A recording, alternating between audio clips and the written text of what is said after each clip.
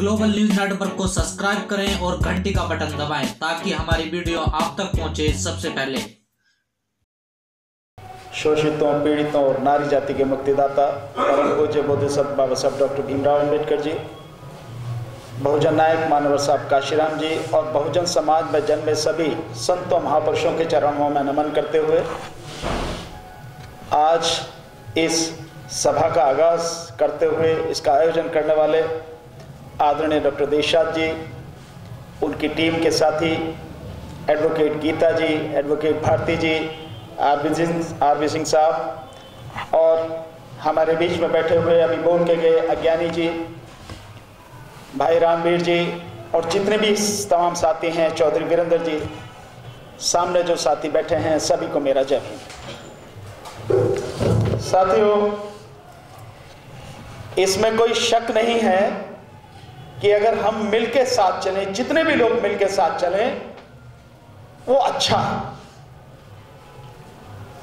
और हम में से हर व्यक्ति को ये प्रयास करना चाहिए और जो भी समाज के प्रति समर्पित और ईमानदार लोग हैं वो प्रयास करते भी हैं। दिल्ली वाकई में बहुत बड़ी नहीं है। अगर हम उत्तर प्रदेश की ही बात कर लें तो एक मंडल, सिर्फ मैं एक मंडल की अगर बात करूं, मेरठ मंडल की बात करूं, तो जितना क्षेत्रफल उसका है दिल्ली का इतना भी क्षेत्रफल नहीं है। इतनी आबादी जरूर होगी लेकिन इतना क्षेत्रफल नहीं है। ऐसी जगह पे अगर काम करें तो जो हमारे आदरणीय आरबी सिंह साहब ने कहा कि दिल्ली पे अगर आपने कब्जा कर लिया तो देश में बहुत दूर तक आवाज जाएगी। उदाहरण आपने देखा भी है केजरीवाल जी की पार्टी का। ये बहुत अच्छा विचार भी है और प्रयास भी है। मैं इस प्रयास की और विचार की दोनों की सराहना करता हूं, लेकिन आपके सामने कुछ चीजें जरूर रखना चाहूंगा। साथियों, 2017 में जुलाई और अगस्त में हमने भी एक ऐसा प्रयास शुरू किया था। अंबेडकर भवन में 2 दिन तक हमने सम्मेलन बुलाया। उसमें तकरीबन 30 पार्टियों और संगठनों के लोग शामिल भी हुए, तकरीबन 150 लोग उसमें शामिल हुए। लगातार बहुत डिटेल में चर्चा हुई। उसके बाद फिर नतीजा हुआ कि भाई एक जो खास संगठन के साथी हैं, कुछ और भी साथी आ सकते हैं, एक प्रयास और किया जाए, उनको बुलाया जाए। तो हमने फिर 30 हजारी कोर्ट में एक हॉल है हमारा, उसमें हमने बुलाई, उसमें भी साथी आए, जिसका नतीजा ये निकला कि नवंबर दिसंबर में हम सब लोगों ने मिलकर महाराष्ट्र में नागपुर में एक अलायंस की घोषणा की, जिसमें राजनीतिक पार्टियां और सामाजिक संगठन दोनों ही थे। तकरीबन 20 संगठन, जिसमें 10 पार्टियां और 10 सामाजिक संगठन मिलकर एक घोषणा हुई, नेशनल बहुजन अलायंस यानी राष्ट्रीय बहुजन गठबंधन एक बना। मैं उसका को कन्वीनर हूं। आदरणीय एडवोकेट सुरेश माने साहब जो महाराष्ट्र से हैं वो उसके कन्वीनर हैं। सब लोगों ने प्रयास किया। एक आदरणीय सुलेमान साहब हैं जो इंडियन नेशनल लीग एक पार्टी है जो केरल में इस समय सत्ता में भी शामिल है, उसके राष्ट्रीय अध्यक्ष हैं, वो भी हमारे इसके को कन्वीनर हैं।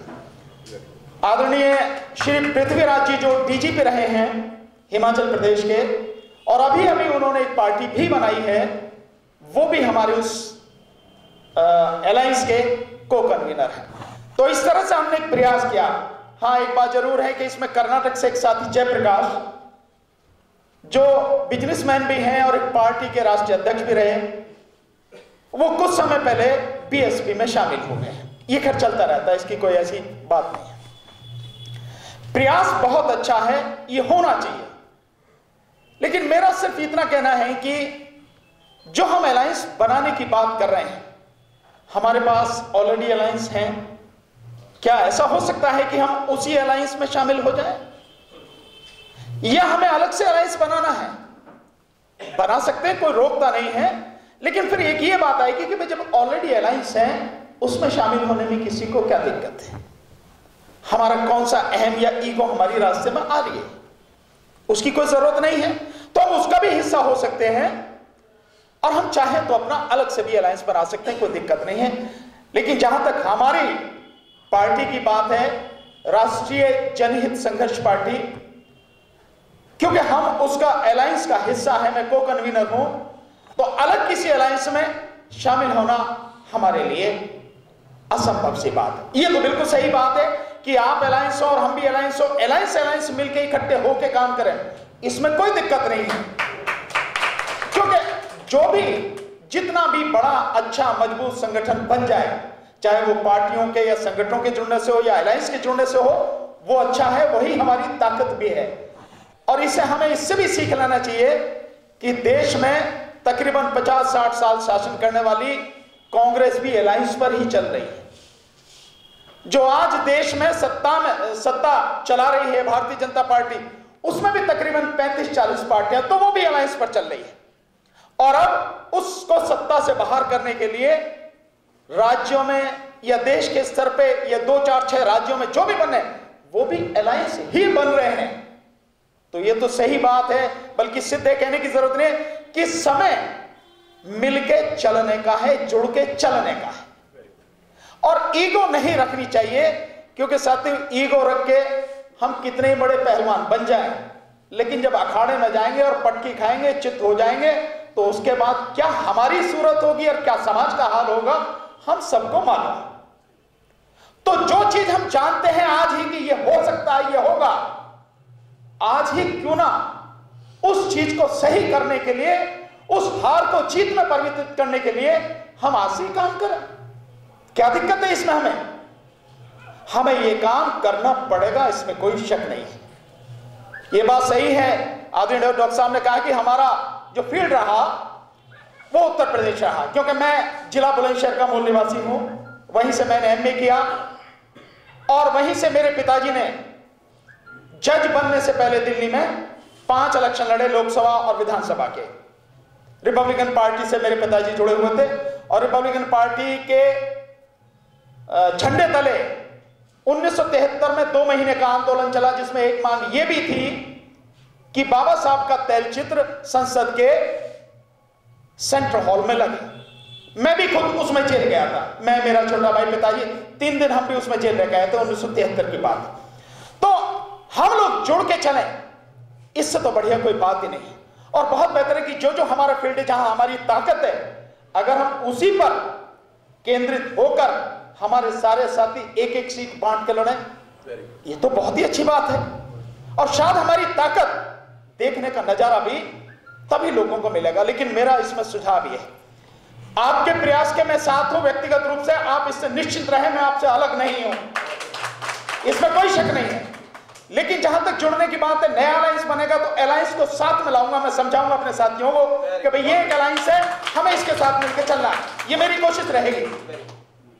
क्योंकि व्यक्तिगत रूप से आज मेरा व्यक्तिगत कोई अस्तित्व नहीं है, क्योंकि मैं पार्टी का हिस्सा हूं तो पार्टी के मेरे साथी हैं, अलायंस का हिस्सा हूं तो अलायंस मेरे साथी हैं। मैं अपने उन साथियों के साथ में धोखा नहीं कर सकता।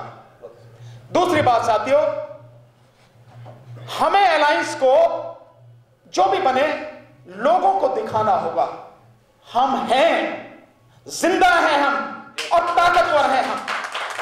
जब तक ये लोगों को नहीं दिखेगा तब तक बदलाव नहीं आएगा।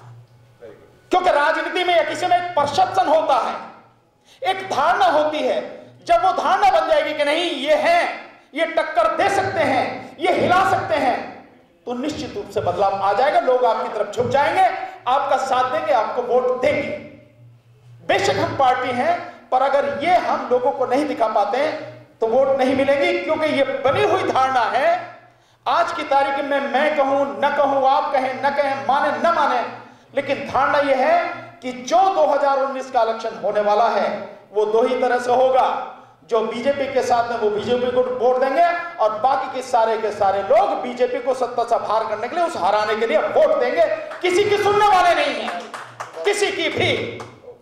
इसलिए दिल्ली में जब बाकी ऐसा कोई अलायंस नहीं है और केवल 3 ही पार्टियां नजर आ रही हैं, बीजेपी, कांग्रेस या आम आदमी पार्टी, तो हम एक चौथा विकल्प दे सकते हैं। तो क्यों ना इस विकल्प को देने के लिए हम 2 काम करें। नंबर 1, 15 मार्च से पहले, क्योंकि मैं ये मानता हूं, मुझे ऐसा लगता है कि 15 मार्च के बाद या उसके आसपास चुनावों की तारीखों की घोषणा हो जाएगी और अगर एक बार आचार संहिता लागू हो गई तो फिर बाकी सारे काम कोई कुछ कर नहीं पाएगा। तो चुनावों की घोषणा होने से पहले हम दिल्ली में सारे साथी संगठन के मिलके, सामाजिक संगठनों, राजनीतिक संगठनों, अलायंसों, सबके सब मिलके ईमानदारी से इतना बड़ा, इतना मजबूत प्रदर्शन करें समाज की समस्या को लेकर, ताकि लोगों में संदेश चला जाए कि यार ये बहुत ताकतवर हो गए और ये ईमानदार लोग हैं, ईमानदारी से काम करने वाले लोग हैं। और दूसरा साथियों, जो मैं इसके विषय में आपसे कहना चाहता हूं, एक तो ये कि हम समाज की समस्या को लेकर ही काम करें, और एक बात यह है साथियों कि हमें जो लोग हमारे साथी हैं इधर उधर जो बिखरे हुए हैं उनको भी हम साथ लें और एक स्पष्ट घोषणा करें। मुझे ध्यान है जब हरियाणा में, मैं 2 मिनट में ही बात खत्म करूंगा, अपनी ज्यादा नहीं, हरियाणा में जब बीएसपी बड़ी तेजी से बढ़ रही थी, यह तकरीबन 5 साल पहली बात है, तो बीएसपी प्रमुख ने वहां ऐलान यह किया कि ब्राह्मण समाज का व्यक्ति यहां पे मुख्यमंत्री बनेगा। 20% आबादी वाला दलित समाज का क्यों नहीं बनेगा? आप क्यों ऐलान नहीं करते कि दलित समाज का व्यक्ति आने वाले समय में हरियाणा में मुख्यमंत्री बनेगा? और हम, मेरे पास सारे आंकड़े हैं, ज्ञानी जी ने बिल्कुल सही कहा, सारे आंकड़े हमारे पास में कि कितनी अनुसूचित जाति और कितनी पिछड़ा वर्ग, कितनी मुस्लिम, कितनी जाटव, वाल्मीकि, कितने खटीक, किस किस की कितनी आबादी है, कितने गुर्जर हैं, सारे आंकड़े हमारे पास है। तो बैठ के कैलकुलेट करते ना, सारा गणित बनाते हैं, उस हिसाब से काम करते हैं। तो क्यों ना हम इस बात की घोषणा करें कि आने वाले 2019-20 का जो विधानसभा का चुनाव होगा, हम वादा करते हैं कि या तो दलित या मुस्लिम इस राजधानी का, दिल्ली का मुख्यमंत्री बनेगा, ताकि एक संदेश जाए लोगों में, क्योंकि मुस्लिमों की आबादी बहुत बड़ी है और केजरीवाल अगर आज बैठे हैं तो हमारे और मुस्लिमों के दम पर बैठे हैं, कोई दूसरा उसका कारण नहीं है साथियों। ये सारी चीजें बिल्कुल स्पष्ट तरीके से होनी चाहिए, तभी शायद हम लोग कामयाब हो पाएंगे साथियों। मेरा सिर्फ इतना ही कहना है, आपके हर ऐसे काम से जिससे समाज ताकतवर हो, समाज का भला हो, हम आपके साथ कंधे से कंधा मिलाकर साथ हैं, किसी तरह की कोई दिक्कत नहीं है।